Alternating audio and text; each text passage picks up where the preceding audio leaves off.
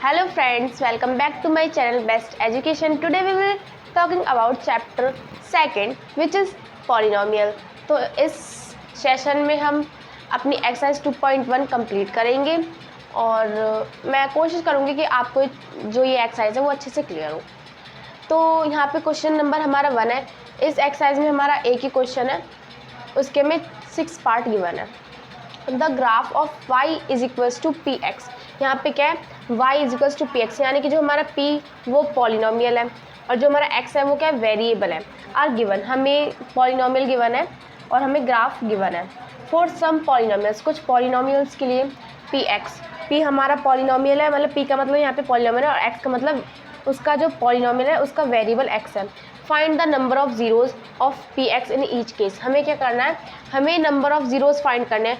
मैंने आपको बताया था कि बेसिक जो हमने बेसिक क्लास थी हमारी, मैंने आपको उसमें बताया था कि जो हमारे ज़ीरोज़ होते हैं उन वो सॉल्यूशन ही होते हैं। इन केस ऑफ पॉलिनोमियल्स हम उन्हें ज़ीरोज़ कहते हैं। In case of equation, quadratic equation, linear equation आप पढ़ोगे अभी, 4th चैप्टर हमारा क्वाड्रेटिक इक्वेशन।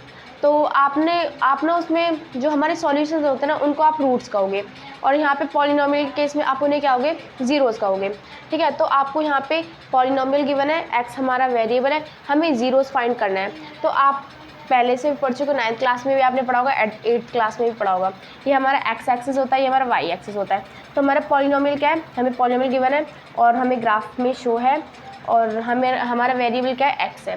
ठीक है, तो हमें क्या करना है, हमें ये देखना है कि कोई भी हमारा जो कर्व है या फिर कोई लाइन है हमें गिवन है ग्राफ में, वो एक्स एक्सिस को कितने पॉइंट्स पे टच करती है। वो जितने पॉइंट्स पे टच करेगी उसके उतने ही सॉल्यूशंस होंगे। अब आप देख सकते हो जो हमारा क्वेश्चन नंबर 1 का फर्स्ट पार्ट है, इसमें आप देख सकते हो कि जो हमारी लाइन है उसका वाई एक्सिस, वो वाई एक्सिस को तो टच कर रही है लेकिन एक्स एक्सिस को बिल्कुल भी टच नहीं कर रही है। और जबकि हमें ये देखना कि हमारा जो पॉलिनोमियल का वो वेरिएबल वो क्या एक्स है, तो हमें देखना है वो एक्स एक्सिस पे कितनी बार टच करती है।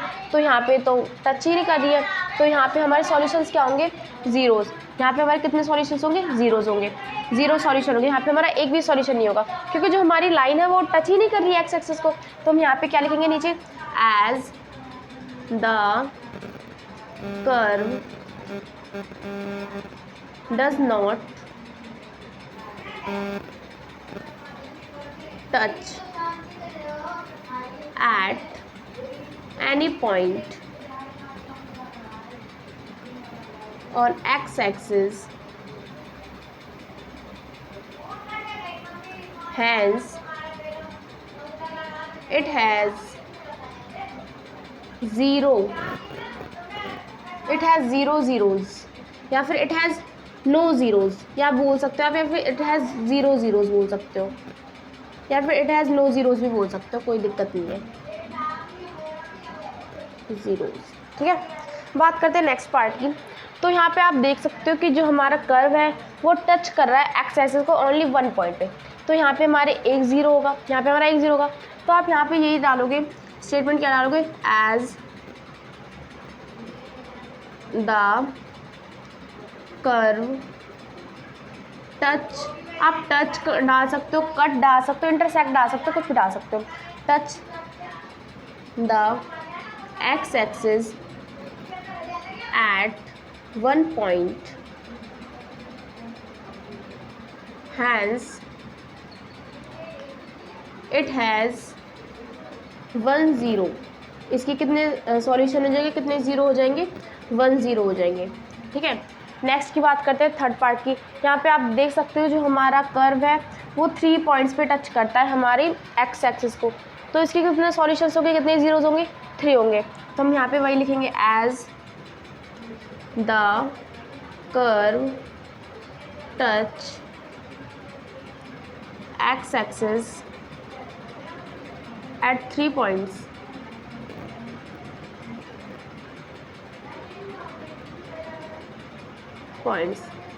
hence it has 3 सॉल्यूशंस या फिर 3 ज़ीरोज़।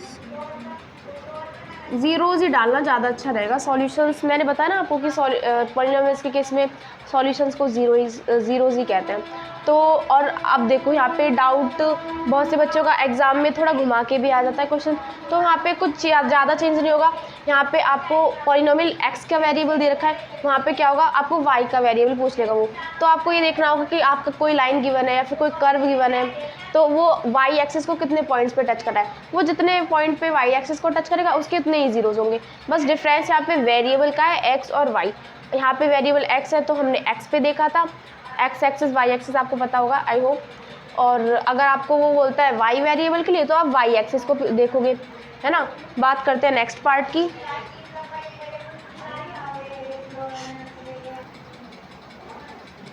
हाँ, तो बात करते हैं फोर्थ पार्ट की। तो आप देख सकते हो यहाँ पे जो हमारा एक्स एक्सिस है उसको जो ये कर्व है वो 2 पॉइंट पे टच कर रहा है, तो इसके 2 ज़ीरोज़ होंगे। तो as the curve touch x axis at 2 points,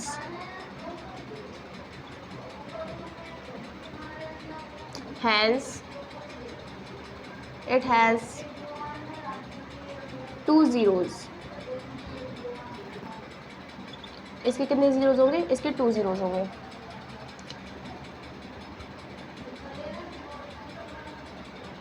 next part की बात करते हैं, फिफ्थ पार्ट की। आप यहाँ पे देख सकते हो 1 2 3 4, ये 4 पॉइंट्स पे टच कर रहा है। हमारा जो एक्स एक्सिस पे जो हमारा कर्व है वो 4 पॉइंट्स पे टच कर रहा है, तो इसके 4 ज़ीरोज़ होंगे। तो as the curve touch the x axis at 4 points, hence it has 4 zeros। Next part की बात करते हैं, सिक्स्थ पार्ट की। यहाँ पे देख सकते हो आप 1 2 3 पॉइंट्स पे टच कर रहा है आपका एक्स एक्सिस। एक्स एक्सिस पे जो आपका कर्व है वो 3 पॉइंट्स पे टच कर रहा है, तो आप यहाँ पे ये लिखोगे as the curve touch as the curve touch the x-axis at 3 points,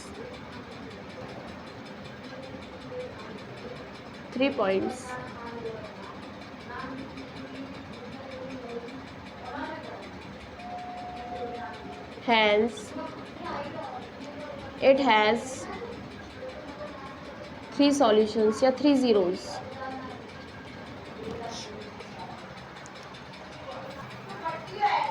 बात करते हैं, हमारा एक एक्स्ट्रा क्वेश्चन है। मैंने यहाँ पे मैं कोशिश करूँगी आपको यहाँ पे समझ आए, क्योंकि इस टाइप के क्वेश्चन कई बार एमसीक्यूज़ में पूछ ले जाते हैं।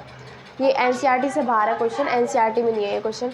Which of the following is not a graph of quadratic polynomial, यानी कि हमें इसमें से ये बताना है कि इसमें से कौन सा कौन सा ग्राफ है वो क्वाड्रेटिक पॉलिनोमियल का नहीं है। तो मैंने आपसे बात की थी, हमारी जो क्लास हुई थी, बेसिकली जो हमारी क्लास हुई थी, उसमें मैंने आपको बताया था कि जो हमारा ग्राफ बनता है क्वाड्रेटिक पॉलिनोमियल का वो पैराबोला बनता है। पैराबोला मैंने आपको शेप भी बताई थी, वो कुछ यू शेप होती है, या तो उल्टा यू होगा या फिर सीधा यू होगा। तो मैंने आपको ये शेप है इसे पैराबोला कहते हैं, ठीक है। तो हम बात करते हैं इसकी। तो आप देख सकते हो जो हमारा ए ऑप्शन है उसमें पैराबोला शेप गिवन है, बी ऑप्शन है उसमें भी पैराबोला शेप गिवन है, सी है उसमें भी पैराबोला गिवन है। लेकिन आप यहाँ पे देखोगे ना, यहाँ पे कोई पैराबोला शेप आपको दिख नहीं रही है क्लियरली, ठीक है। और आपको अगर इसमें थोड़ी कन्फ्यूज़न हो रही है ना, तो आप ही सिंपल सा ही देख लो 1 2 3। जैसे कि मैंने आपको बताया था कि क्वाड्रेटिक पॉलिनोमियल के 2 ज़ीरोज़ होते हैं, लेकिन यहाँ पे इसके ना 3 ज़ीरोज़ है। आप देखो जो हमारा कर्व है वो टच कर रहा है एक्सेस को 3 पॉइंट्स पे, तो उसके अकॉर्डिंग तो इसके 3 ज़ीरोज़ हो गए। और जैसे कि हमें पता है कि जो क्वाड्रेटिक पॉलिनोमियल होता है उसके 2 ही ज़ीरोज़ होते हैं, 2 ही ज़ीरोज़ उसके पॉसिबल होते हैं। मतलब उसके जो ज़ीरोज़ उसके 2 होते हैं, उससे ज़्यादा हो ही नहीं सकते। 0 1 पॉसिबल है, बस 2 से ज़्यादा पॉसिबल है, 3 4 पॉसिबल नहीं है, लास्ट 2 ही पॉसिबल है। तो यहाँ पे आपके 3 ज़ीरोज़ आ रहे हैं, ठीक है। तो हमें पता चल गया कि भाई जो ये वाला हमारा है डी ऑप्शन वो राइट है, ये हमारा ग्राफ नहीं है क्वाड्रेटिक पॉलिनोमियल का। तो आप इस मेथड से ट्रिक से आप यूज़ कर सकते हो। वरना आप दूसरा देख सकते हो, ये पैराबोला शेप नहीं है, आपको दिख रही है साफ साफ, ये पैराबोला है, ये पैराबोला है, ये पैराबोला है, ये आपकी पैराबोला शेप नहीं है, तो आपको साफ साफ दिख रहा है, तो आप इससे पता लगा सकते हो।